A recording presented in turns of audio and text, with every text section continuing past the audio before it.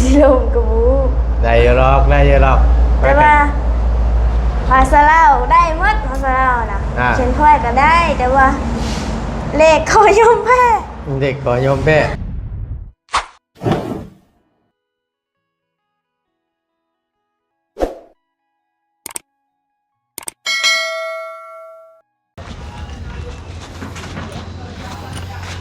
มาบ้านนี้พี่น้องเลยมาต่อกันมาเบิ่งทางเพื่อนน้องแต่งจริงอีกครอบนึงถือว่าอัปเดตให้เบิ่งให้ส้มน้ำกันเด้อพี่น้องเด้อเนาะ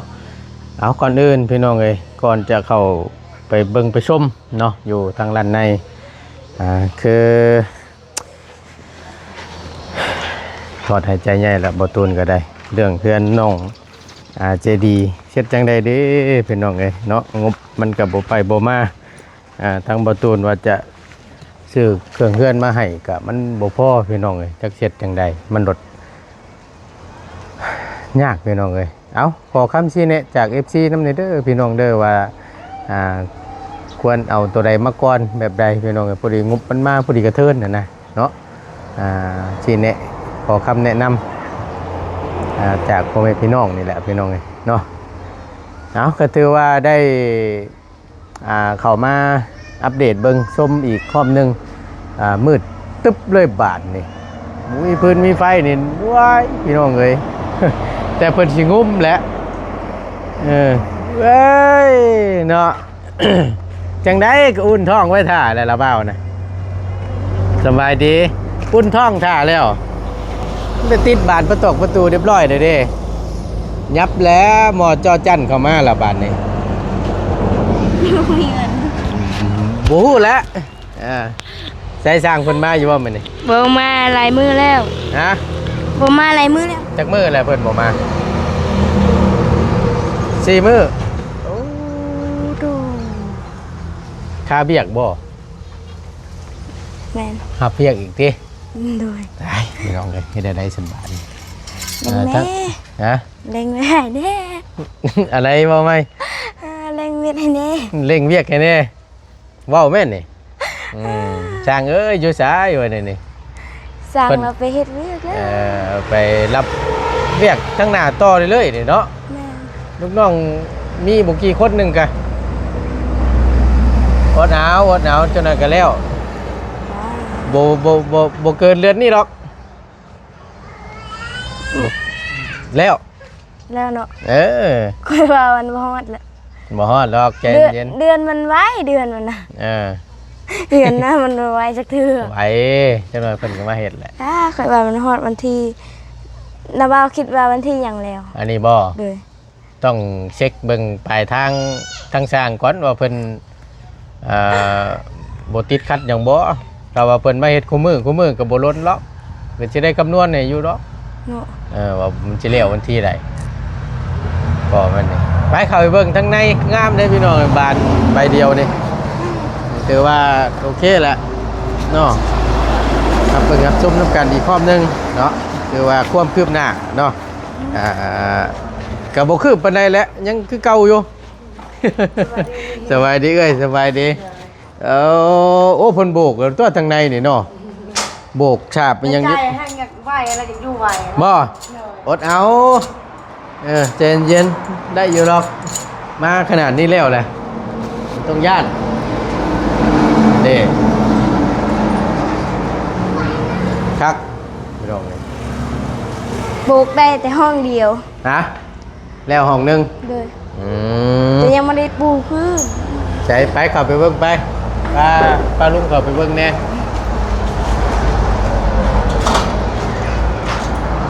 อยู่พี่เย็นได้ใจดีแต่จริงเลยคิดดีๆแม่ตัวเชียวห้องได้ ห้องนั้น ยังยืนยันคำเก่าเอาห้องนั้น เห็นใจแล้ว ฮะ เห็นใจแล้ว บ่เด้พี่น้องก็ได้ปลูกอย่างเรียบร้อยแล้วข้างในนี่ก็ได้แล้วพุ่นแหละเดี๋ยวเพิ่นเก็บทำความสะอาดตัวลูกแก้วมันเนาะตัวนี้ยังบ่ทันเอาเข้านี่เนาะให้มานอนอยู่นี่โตบ่ พอค่อย ฮะ แล้วนอนกลางเวทพอค่อย พอเจ้าบ่ กลางคืนเราไม่ได้นอนได้ละโหลดอยู่ได้ นอนดิ่นยามกลางเว้น แม่ ใช่สะเคยได้ยินเพิ่นว่าสิเทพื้นก่อนแล้วจังสิโบกว่ะ บูฮูน้ำซางเวียดคือกัน เพิ่นเปลี่ยนระบบ เปลี่ยนระบบใหม่ ได้คือกันถ้าว่าเฮาหาฝาห้องมันฝนตกลงมาก็ตักเอาได้คือกันถ้าว่ามีผ้าเนาะ ด้วย บ่ได้ไปเรียนบ่มัน พักอาทิตย์ปลาย เฮ้ยอาทิตย์ปลายพุ เดี๋ยววันที่18มาไหม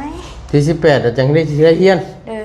อ คือ จัง พัก หวะอายุ18กับวันที่26กับ27นี่ก็จะไปเซ็งอยู่ บ่คือพักลนแท้ ห้องป .4 เซ็ง โอ้ ป .4 ป .1 จนห้องป .4 เซ็งป .5 น่ะเซ็นป .5 พัก เสียงป .1 ฮอดป .4 ให้แล้วก่อน เด้อบัดนี้นะวันที่18นะห้องป .5 ไปเรียนป .4 ป .1 น่ะบ่ได้ไปเรียน พัก พักหมดมีแต่ป .5 ไปเรียน เสียงขึ้นห้อง จบสั้นสิจบหรือว่าจบกูรู้กัน สิได้ขึ้นหรือสิร่วงติ สิร่วงหรือสิขึ้นกับบูนำศพนำดวง ได้ขึ้นอยู่ดอก บ่นะบ่ขึ้นดอกมื้อนี้นะ ฝากกันตั้งใจเฮียนฮอดมอได้เนาะคำได้ขึ้นเนาะเสียงขึ้นห้องเสียงขึ้นสั้นแม่นบ่ถ้าว่าได้ขึ้นนี่แต่มีรายชื่อติดขึ้นไปนี่แม่นได้ขึ้นมอเนาะ เด้อ มอหนึ่งนี่เฮียนอยู่ไส บันดุง อยู่บ้านดง เด้อ อยู่อันนั้นเจ้าเฮียนเดี๋ยวนี้เด้อยู่ไส สกี มาสกีนี้ เด้อ โอ้อันเฮาลงไปมันอยู่ใช้มือนี่บ่อ๋อเฮียนอยู่หั่นก็บ่ได้ไกลปานใดเด้เนาะ บ่ไกลบ่ไกลบ่ไกล เอาให้ตั้งใจเฮียนเนาะจะได้ขึ้นเบัดจามอยู่บ่เด้พี่น้องเอ้ย 4คนพู้นแหละ ฮะ น้องชายข่อยคนหนึงอยู่ป น้องบักหล่าเพิ่นก็ปห้าคือกันบ่ .5 ป เฮียนพร้อมกันเลยกับเบื่อยนี่ .5 พร้ เนาะ อมกันเลย อ่า อยู่แสดงน่ะแต่ก่อนน่ะเฮียนอยู่แสดงแต่ว่าออกแล้ว เนาะ เลยวันนี้น่ะคือเฮียนอยู่สกีพีนป .1 เรียนกับมาเฮียนนำ อืม 3 คนน่ะ เออ เรียนกันจะดีดาวอนค่อยเรียนพร้อมกันเลย4 คน จักแน่ดิซะนี่เนาะเอาให้ได้ขึ้นเบัดจามเบัดชีแหละเนาะสิได้ม่วนๆไปนํกันจังหน่อยผู้หนึงได้ขึ้นผู้หนึงบ่ได้ขึ้นเนี่ยบ่แฮงแหละ ไผสิรู้เนาะ สิได้สิสิบ่ได้ลงกลับลงมาบ่ บ่ฮู้ เอาดีได้พี่น้องเอ้ยว่าตู้เรียนไปก็หมู่เซ็งบ่ได้ขึ้นห้องนี่แหละบ่ได้ขึ้นชั้นนี่แหละเซ็งขึ้นป .3 เรียนอยู่ป .2 หมู่เดียวกันนั่งโต๊ะเดียวกันเซ็งสอบขึ้นห้องนี่แห แล้ ละ วเบาป .3 บ่ นะ นาวาเด้นาวาขึ้นบ่ หาก ป แต่ .3 หากแต่โมเมนต์ละเบ้ามันมีมันมีคนเรียนรุ่นเดียวกันนี่หมู่เซ็งขึ้นคือเจ้ากับน้องใจดีนี่บางเทื่อบัดเจ้าได้ขึ้นบัดน้องใจดีบ่ได้ขึ้น อ้าวมัน แล้ว โรงเรียนคือกันเนาะโรงเรียนเดียวกัน แล้วบัด นั่น แล้วบัดนี้แหละมัน ลงมา มันบ่คักแล้วหมู่บ่ได้ขึ้น ลงมาอีก ลงมาสิได้มีเลยพี่น้องเอ้ยโอ้ยเนาะว่าอย่าหมู่บ่ได้ขึ้นเด้มันบ่มีรายชื่อติดขึ้นไปก็สิว่าเซ็งบ่ได้ เซ็งนี้โตะไผโตะมันคนละโตะได้ฉันเซ็งอยู่บันดง บ่ เด้อบ่ให้เบิ่งเลยบ่ให้อยู่นํกันเลย ความสามารถ เลยคันอยากได้หยังก็ซื้อเอาเลยบ่ต้องยืมของหมู่เดียวเขาว่าลอกการบ้านอยู่ในเครื่องน่ะเด้ อืม ก็เลยซื้อของไว้ของมันเลยปึ้มเทียนกับปึ้มเทียนน่ะบ่เอามาก็ได้ปึ้มเทียนน่ะ แปลอยู่พุ่นบ่ โดยเขาแจกเอาเลย แจกเอา เลย อ๋อ แจกเป็นเจียอันนั้นเด้เจียขาวๆนะเป็นเจียเลขนั่นดิ เขาให้แก้เลย เขาบอกว่าคันแล้วล่ะไปส่งเด้อแล้วแบบนี้เราเก็บ เอาว่าไงเพิ่นมีกระดาษ A4 ไว้ให้โดยเฉพาะแล้วแล้ว แกเอาเลย ลงเลขลงหยังมายังแล้วเรียบร้อยแล้วมันส่งเพิ่น เลย แล้วเพิ่นสิตรวจเบิ่งบัตรนี่ เพิ่นน่ะเขียนหมดแล้วเลขในนั้นนะมีแต่ให้แก้ซื่อๆขอได้ถูกก็ไม่ให้ถูก อืม ขอได้ผิดก็คือล้มเหลว ถ้าว่าไล่บวกลบคูณหารแล้วถ้ามันถูกนี่มันติ๊กเอา เลยแล้วก็บ่นี่นะคิดว่าเห็นมีตะกอแล้วขอ ตัวใดทึกตัวนั้นน่ะบัดนี้น่ะทึกเมื่อโตที่เฮาไม้แล้วก็มาแก้ที่ลบคูณหารบวกแบบนี้น่ะอันนั้นแหละยากสุดบ่เลยกันได้มาเก็ตก็ยังดีถือว่าโอเคได้หลายหมัก7เนาะขึ้นได้แต่ว่าหมักสองมีอยู่บ่เคยได้บ่หมักสองหมัก3หมัก2น่ะบ่เคยแต่ได้หมัก4หมัก4เนี่ยเคยได้อยู่เดินหมัก5แล้วก็หมัก6ขึ้นไปอันนี้คือคะแนนคะแนนที่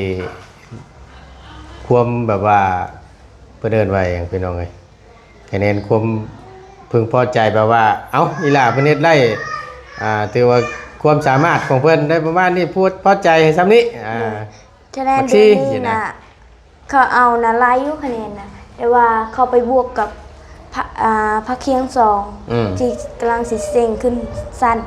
ขึ้นมอนตอนที่เขาเซ็งนะเซ็งแล้วพักหนึ่งเลยคะแนนพักหนึ่งนะไปบวกกับคะแนนพัก2อีกว่ามันสิได้เท่าไหร่ที่บอกเซ็ง2เทื่อเซ็ง2เทื่อเทื่อนึงไปเซ็งอยู่เทื่อนึงนะเซ็งอยู่เฮียนแล้วเทื่อที่2มาเซ็งอยู่บ้านดง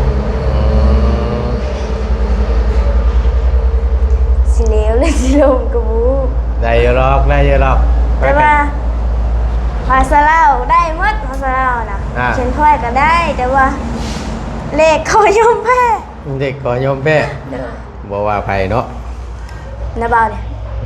น้าเบามักเลขวิชาหยังมักเบิดนั่นแหละวิชาเลขบ่มักเบิดน้าเบาฮู้บ่คูณลบลบคูณหารเลยก็ได้เลขทามน้าเบาแต่ก็มันก็บ่คือเก่าแล้วเดี๋ยวนี้ว่าน้าเบาก็ฮู้น้าเบาสมัยแต่ก่อนน้าเบาเฮียนก็โยมันได้เขียนได้น้าเบาอยู่ห้องจับน้าเบาบ่เฮียนจบบ่สูงหรอกบ่ได้ฮอดป.5 แน่ฮู้แหละภาษาอันนั้นน่ะเลขส่วน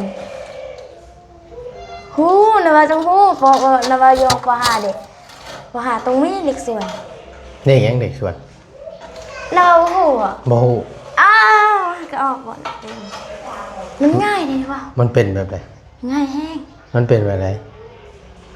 15ส่วน10แบบนี้นะ15ส่วน10มันออกมาแบบใด15ส่วน10แล้วก็หารอีกหาร16ส่วน1เท่าเท่าไหร่นะวะค่อยก็บ่ฮู้ค่อยบ่ได้นะมีบ่เด็กชวน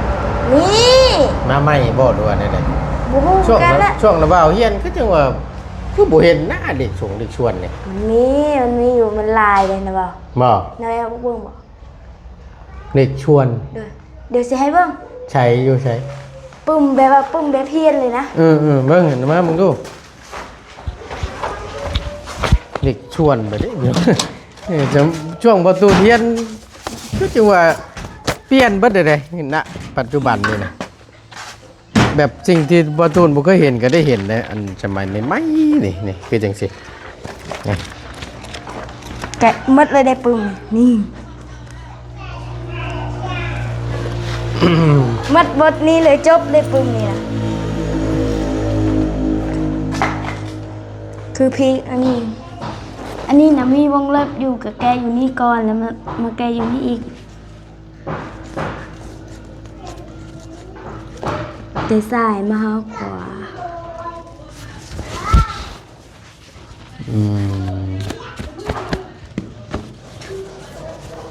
จงตื่มจำนวนที่ถูกต้อง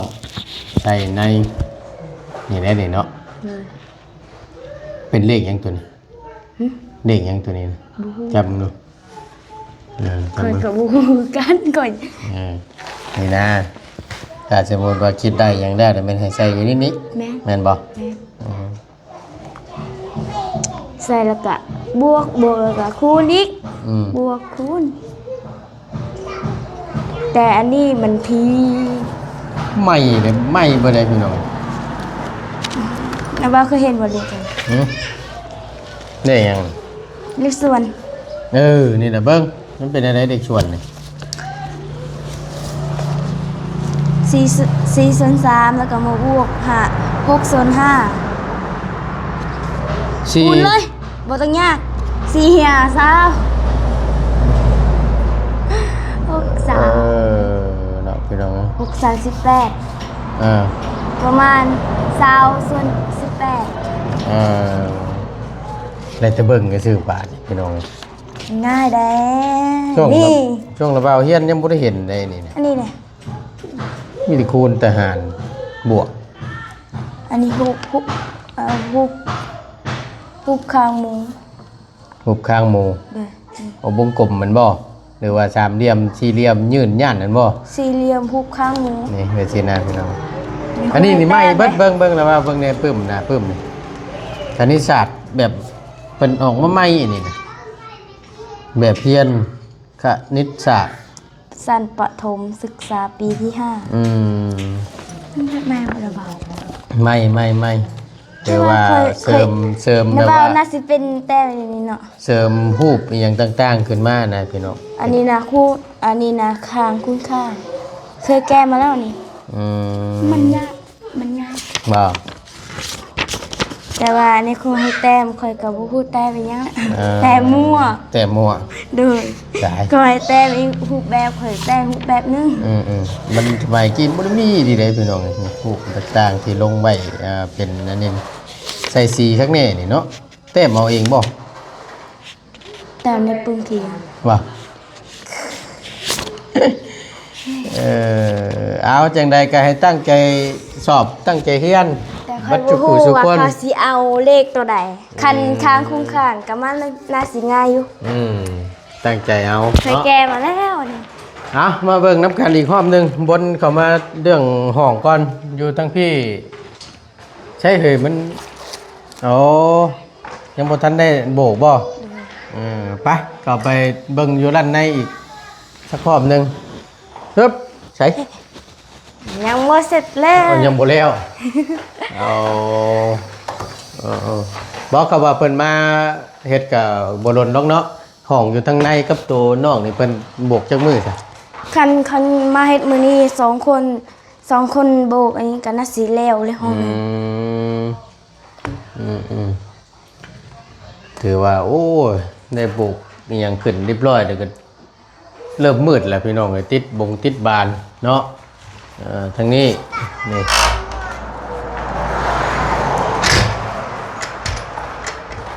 แล้วกันบานนี่แต่จริงสิถึงอยู่บ่ได้แต่ละบ้านมันบ่ถึงปึ๊บอัดบ่ถึงบ่อะไรโยเพิ่นยังสิเทพื้นอยู่เด้เดี๋ยวเพิ่นเทพื้นติดตากะโลก็สูงขึ้นมาอีกบ่คือสูงนี่เพียงนิดนึงห่างกับเพียงฮอดอยู่ปีนเลยกันหมดวงฉุงเนาะเม็ด10ฟุตประจักเม็ด10 8เจ้าประจักวงกบเลยน่าจะเป็นสาวนะเพิ่นบ่คักทาสีนี่ตะม่อมอยู่แล้วนี่